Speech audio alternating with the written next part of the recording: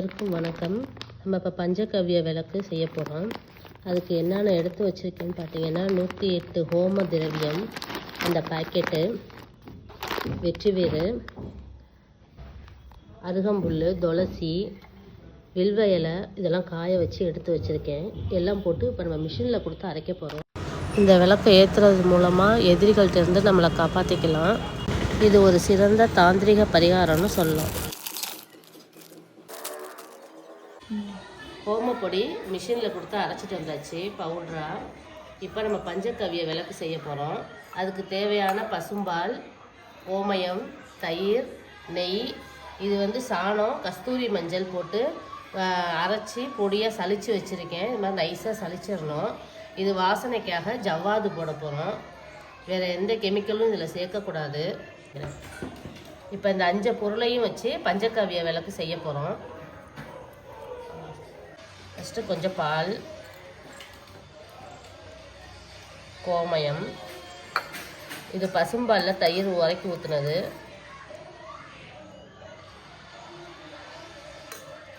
பசு நெய்,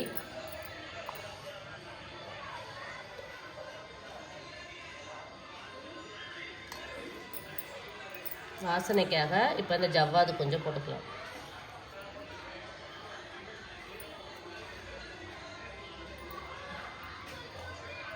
ஒரிஜினல் பஞ்சகவ்ய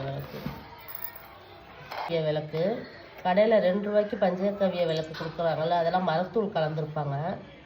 இது நம்ம சுத்தமான மூலிகை, பசு சாணி, கஸ்தூரி மஞ்சள், இந்த எல்லா பொருளையும் வச்சு செய்கிறது தான் சுத்தமான பஞ்சகவ்ய விளக்கு. தண்ணி சேர்க்காம முடிஞ்ச வரையும் கோமயத்தை சேர்த்து பிசைஞ்சுக்கோங்க.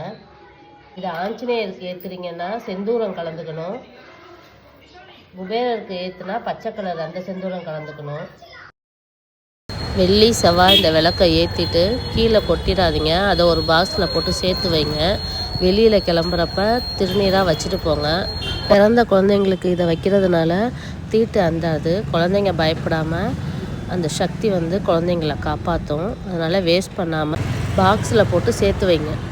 விளக்கு ரெடி ஆயிடுச்சு.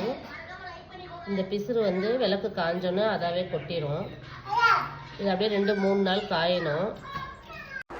விளக்கு ரெடி ஆயிடுச்சு. மூலிகை திரவியம் 2 ஸ்பூனு, சாணப்பொடி 2 ஸ்பூன் போட்டோம். மொத்தம் 9 விளக்கு வந்திருக்கு பாருங்கள். வெள்ளி செவ்வாய்க்கு வீட்டில் ஏற்றிக்கலாம். 1 வாரம் வரும். அச்சு நான் ஆர்டர் போட்டிருக்கேன். அச்சு இல்லாதவங்களுக்கு தான் இந்த அகல் விளக்கு மெத்தடு. அச்சு இருந்துச்சுன்னா நீங்கள் அச்சில் பண்ணிக்கோங்க. விளக்கு 2-3 நாள் காயட்டும். நல்லா காஞ்சோட நெய் ஊற்றி திரி போட்டு நம்ம விளக்கேற்றலாம். அந்த வீடியோவை நான் உங்களுக்கு போஸ்ட் பண்ணுறேன். பஞ்சகவ்ய விளக்கு அனைவரும் தயாரித்து பயன்பெறுங்கள். இந்த விளக்கை நம்ம ஏற்றுறது மூலியமாக எதிரிகள்கிட்டருந்து நம்மளை காப்பாற்றிக்கலாம். நீங்கள் தினந்தோறும் ஏற்ற பண கஷ்டம் கொஞ்சம் கொஞ்சமாக குறையும். செல்வ வளம் பெருகும். வீட்டில் தீய சக்தி எதுவும் அண்டாமல் பாதுகாக்கும் நல்ல தாந்திரீக பஞ்சகவ்ய விளக்கு.